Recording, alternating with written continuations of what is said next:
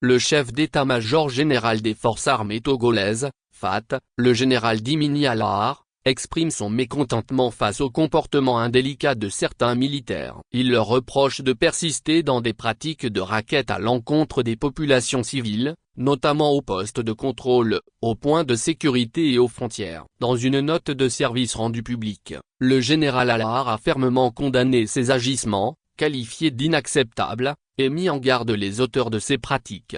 Malgré les nombreuses campagnes de sensibilisation menées par la hiérarchie militaire, le chef d'état-major a constaté que certains éléments des forces de défense et de sécurité continuent d'extorquer illégalement des fonds aux citoyens à travers des prélèvements forcés, surtout aux checkpoints et autres zones de contrôle. Selon lui, ces comportements compromettent la relation de confiance entre l'armée et la population, ce qui affaiblit considérablement l'efficacité de la lutte contre le terrorisme, un défi majeur pour le Togo. Ces genres de comportements déshonorent les forces de défense et de sécurité et mettent en péril l'indispensable cohésion armée-nation, gage de l'efficacité de la lutte contre le terrorisme, a-t-il déclaré dans sa note.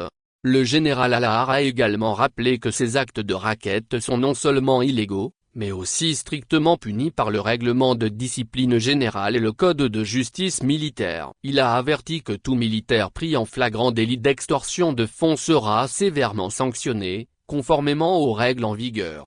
Afin d'assurer l'application stricte de cette directive, il a instruit les chefs d'état-major des différentes branches des forces armées, ainsi que le directeur général de la gendarmerie nationale et les responsables des unités militaires, de veiller à une exécution rigoureuse de cette note de service.